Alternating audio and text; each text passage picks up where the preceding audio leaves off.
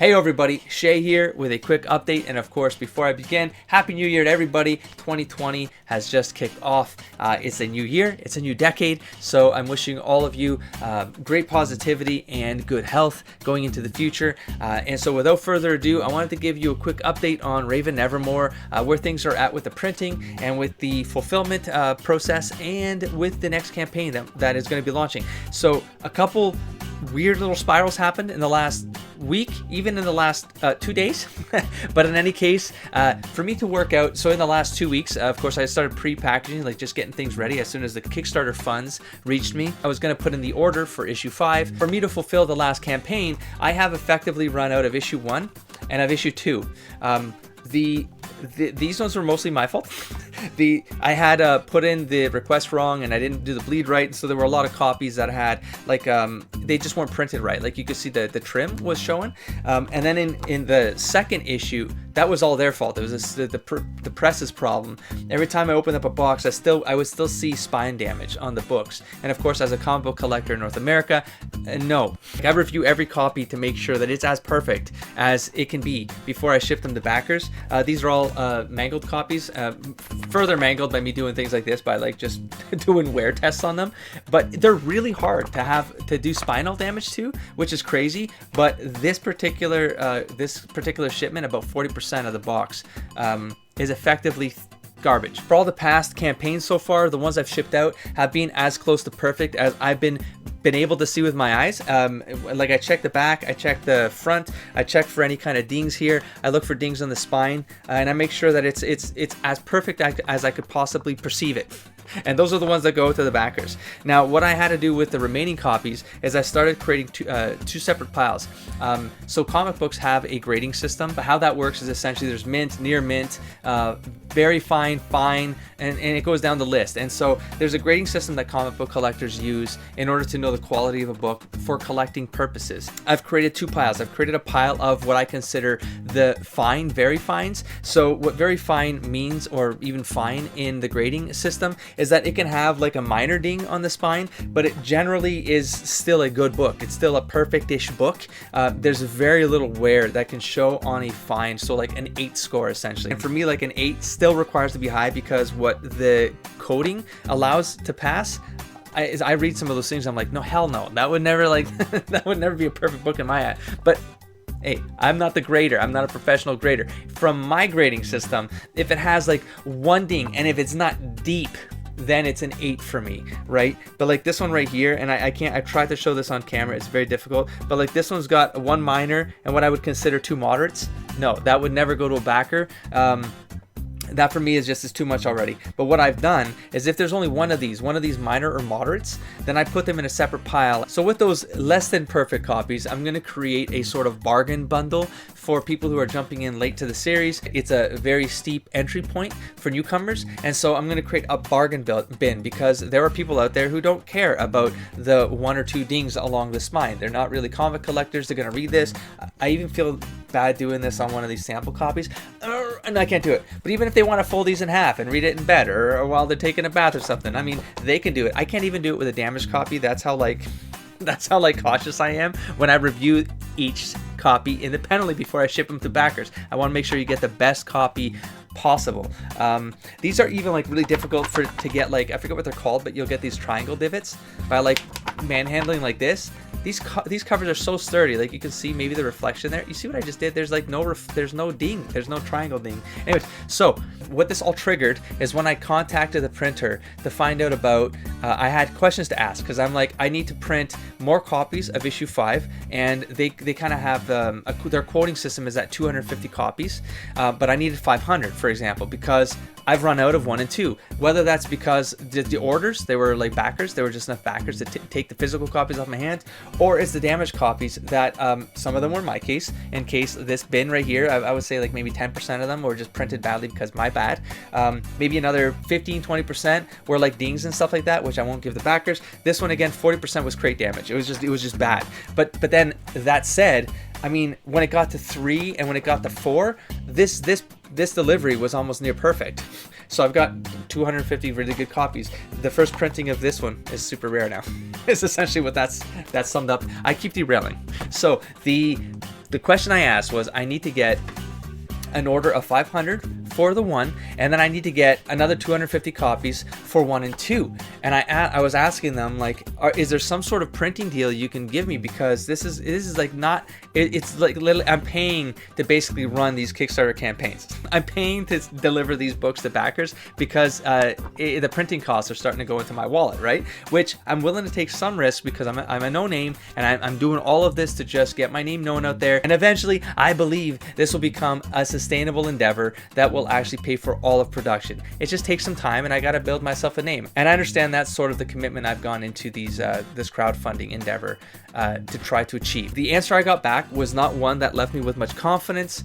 That triggered me to search for other printers out there. If for context, well before I started the Kickstarter campaigns, I did heavy research into printers in Canada. I wanted something close to me just in case I had to go there and see copies, or maybe like there was a really bad bundle and I had to go drive there, whether it was an hour away, 2 hours away, whatever it might have been. But there was always that thing in my head where it's like, that first print, I need to be able to drive there in case I have to like resolve it, you know? But I was pretty darn happy with this first print, and the rates, the print, the cost of this compared to everything else I saw as a Canadian small press that would have to ship everything here, it was the best deal. It would have saved me hundreds of dollars. So there was no doubt in my mind I found the best one in the area. I'll throw it back to 48 hours ago.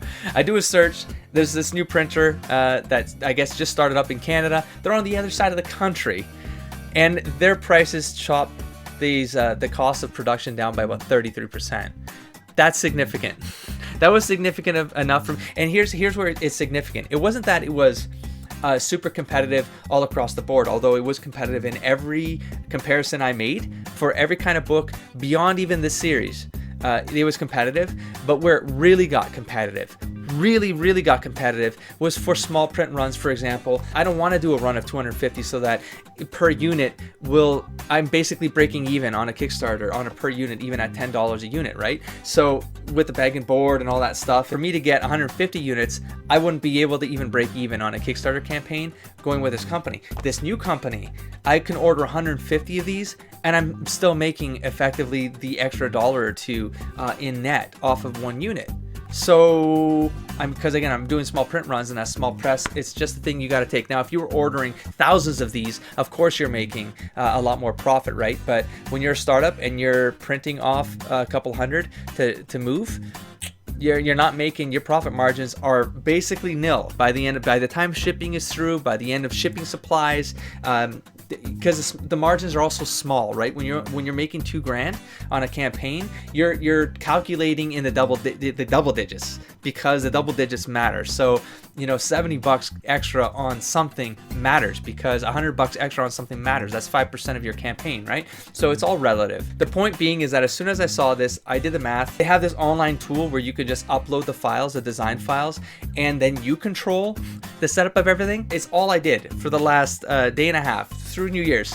I was playing with the system, and it's so seamless. It's such a cool online tool. It would render a preview copy of how it would look like when it printed. It would even show you the bleed lines and all that stuff. It would do, oh my god, it was so cool. It was so cool, and I got addicted to it. I got straight up addicted to it. So I put in issue 1, I put in issue 2, and then I put in issue 5. Within 24 hours, I rolled them all up. So they are all in production right now. Here's even more positive news. The production time on these things is 2 days.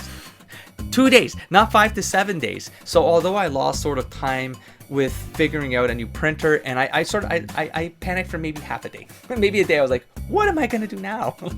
It's like I'm gonna have to pay like $6,000, $7,000 on a campaign that made $4,000. $3,000 is gonna come out of my pocket just to reprint issue 1 and 2, because I need to now think about the next 4 campaigns, right? To get to issue 9, I need to have the backstock. It's in every way better. The production time is 2 days. The shipping time, the shipping prediction is like 3 days to go from the other side of the country to me. So the other company is like an hour drive away from me, and it would take days to get to me, a week to get to me extra. This one from British Columbia, Canada, It's going to take 3 days to get to me. So by the end of next week, I'm going to have all 3 of these books in my hands. So I will be able to continue fulfillment. I've already like done a lot of the pre kind of stacking and stuff like that for fulfillment. So it really is just me getting the remaining issues to me that have 1 and 2, so I can finish those bundles up, and then obviously package up issue 5 and drive them up to the fulfillment center and get them out to backers still on time, so that by the end of this month everyone gets their comics again. Even though there was a little bit of panicky kind of timeline in there, that 2-week buffer, I kind of threw it away kind of willy-nilly. I shouldn't have done that because I thought I was going to lose the 2 weeks now trying to catch up on all of this, but there's more. But there's more. Not only did I work out these 3 issues into this system, have everything figured out, I've done all the proofs, I did everything within 24 hours. I added 2 extra bonus books to this system to see what they would price at. Too good to be true is the conclusion there. I'm going to be adding 2 bonus books to the next campaign, the next Kickstarter campaign, that I hope gets some interest. Just a quick summary on these, but I will talk about them a little bit more in another video because it warrants it, because it's going to be too much for this video. But they're going to be old books. One of them I worked on in 2008 to 2011 or 2012 or something like that. And I worked with a collaborator with some other writers, and I wanted to kind of create this shared world. So the world that exists here, you guys, you know, have gotten some information in the codex at the back and the bonus material. I've put in just kind of alluding to some stuff that's part of the world building behind this. I was working on the world before I was working on comics. The comics came after the world was sort of like pretty there's a pretty robust sort of world bible that I've got going on, that I had going on, and I wanted to create a collaborative environment where other writers and artists could kind of create stuff in this world. Now, what that led to was ultimately me writing Raven Nevermore and kind of putting all of those ideas into practice into one property, and then from there I worked on other properties. But the bonus book that's going to be on this next campaign is called Breach Space Chronicles. It's short stories by other writers that take place in the same world. Now, it's not going to be canon because now it's a decade old at this point. I barely remember what's in those stories. I was collection editor on it, of course. It was printed through XEI. XEI was already around way back in the day, and it already had the sort of big world dreams. It's just, you know, life went in a weird direction over the last 10 years, and a lot of this stuff sort of got shelved. So I want a way to be able to get it back out there, and if anyone's interested in the extra perks, then Breach Space Chronicles is going to be added to the campaign. The other bonus book I'll be adding to the campaign is called Breach Space Figments, and it's a collection of 3 separate projects that I sort of bundled into this thing, and it's 28 pages long. It's kind of a magazine format. It's sort of like this ash can thing that I'm like, it would be cool to just bundle all this up, and it all takes place in the Breach Space setting world as well. So again, the world that is in Raven Nevermore, beyond Raven Nevermore, and that stuff is canon because it's all created by me. And so it's 3 different things. They were half page and full page, single page comic book strips. God, I could have said that in a much better way. In any case, 1 comic, 1 story, and it's one and done shots, and they would happen every month. And so I collected all of those in here. There was one thing there was a challenge I took part in that was writing 30 flash fictions in 30 days, and I completed it, and they were all again set in the world. There was just little bits of lore here and there that I would write these flash fiction pieces on. They're very short flash fiction. They're just like these snapshots of fiction. So there's 30 of those in there, and there's 3 short stories that were just kind of like tests I was doing on some concepts, and those will be added for people who are interested in delving a little bit deeper into the Breach Space setting that this comic takes place in, and that many future comics will also take place in, and other works. It could be more stuff than just comics. I want to get as much information out as possible because it's been a while, and it's fulfillment time, and it's time to start a new campaign very shortly. So within a week or so, the next campaign is probably going to launch. It's going to be a 60-day campaign just like the last one, just to kind of buy time while the fulfillment is happening, just to keep me all revved up while I'm doing all the more boring stuff, which is the packaging and shipping and all that stuff. So hopefully you guys will be around for that ride, and if you have any questions, of course, you can leave them in the comments below. You can catch me on Twitter, and with that, I'm going to bounce. I'll catch you in the next episode. Don't forget to explore, engage, and inspire, buddy. Peace.